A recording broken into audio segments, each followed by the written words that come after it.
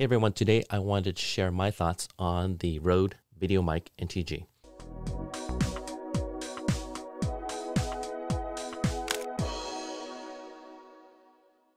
This mic has been out for a while, but I have been using it for a while, and I wanted to share a few of my thoughts. One, this mic is designed to sit on top of your camera, and so it sits on top of that camera and acts as a little boom mic for your camera. The other benefit is it has a USB-C, so you can plug this directly to your computer. So in today's test, where I'm testing out my audio environment, I'm actually going to be plugging this directly to my Mac and do the recording in Logic Pro 10. It has a little gain meter here. So as I was looking and I was recording a little bit closer, I could adjust the gain, which is the loudness, if you will. And there's a bunch of other features I don't necessarily use, high pass filters, low pass filters, all these things I don't really truly understand, but good enough for me. Now, the question today is, can this mic be used as a voiceover mic? And why would you choose this over this right here? My environment right now is pretty echoey. I have a window out there and there's a lot of noise. And so for my day-to-day meetings where I want this, I'm using the Shure SM7B, and that acts as a dynamic mic. It rejects pretty much anything that's not really close to here. Now, this is a boom mic. I believe it's a condenser mic. I'll have to Google to confirm, but I know a lot of voiceover actors are using boom mics. I can't afford the Sennheiser 416. It's a $1,000 mic. That's pro in the world, but this gives me a lot of options because I can plug it directly to a camera, or with USB, I can plug it into my laptop and get digital recording. At the bottom, there's a 1/4-20 mount, or actually an adapter. It's a 3/8 mount to a 1/4-20. Later in the video, I'll share just how the adapter works. And it sits on this little vibration shock mount. It keeps it from getting vibration. And today I'm going to be speaking really close into it, which will simulate this sound here, which I think will be better for voiceovers. And this is the Rode NTG, and it's on top of my mic. I'm about 3 feet away from the camera lens, and I'm speaking to it.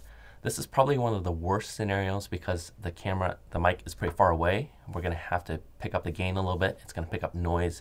It will likely pick up noise of that fan over there. So I'm going to pause so you can hear. Now we can work out some of that noise in post. We can kind of remove it, but ideally you want to get the best optimal sound at the very beginning. So let's try a different option. I'll move the mic a little bit closer. 3, 2, 1, clap.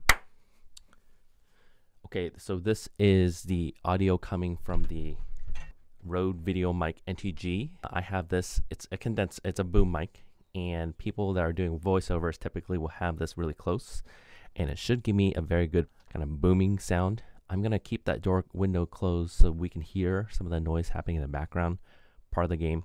And there's also a light that's creating a little hum. Now, I'm not speaking directly into it. I'm gonna speak at a slight angle so that my plosives, my is out of the way, and hopefully this works pretty well, but I'm assuming for purposes of voiceover, we're probably getting a little bit of an echo because I'm in the space and it's not perfectly treated. That's why I use my dynamic mics like the Shure SM7B, but for voiceover purposes, let's see if we can improve this. So what I'm going to do now is I'm going to switch over and I'm going to mount this up here, and let's see how I can get this to work. And just so you're aware, at the bottom of this cold shoe, so what you can do is you can mount this onto your camera's hot shoe. There's a cold shoe mount down here, but also there's a 3/8 inch screw, so it requires a larger than air quote normal screw. This is considered a, so some of the mounts, this is what 3/8 look like, and this is what the 1/4-20 looks like. For the most part, I'm usually attaching to 1/4-20, so what you need to get is a 3/8 to 1/4-20 adapter. These are really cheap, but just keep them around with you.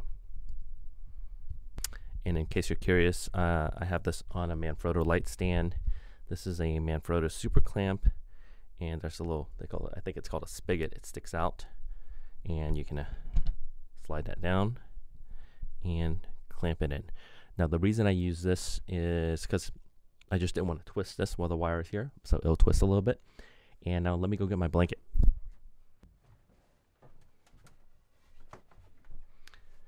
So this blanket approach is just basically to create a space where I'm protecting from the echo. get your thickest possible blanket. I'm using just a comforter. Today's laundry day, so there's no duvet on top of it. And let's see how it works. This is going to look a little goofy, but for the sake of voiceover, we're going to do an experiment.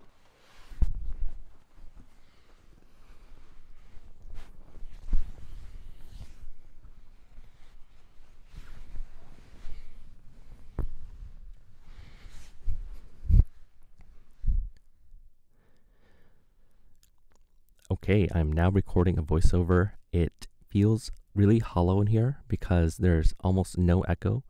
I wonder if this no echo sound will work very well. I'm assuming I can edit some of this in post and make some corrections, but I look really goofy. It's starting to get a little hot, but for the sake of good audio, let's try it. Hey, thanks for watching this video. I'm going to try a few other mics, a few different settings. I think one of the things I haven't seen very much online, I've seen lots of mic videos, but very little on audio treatment in your room to create the optimal space for recording. Okay, so that was a recording. I feel I hear a little bit of an echo, and I wonder if kind of creating that blanket actually does it make it a little bit better.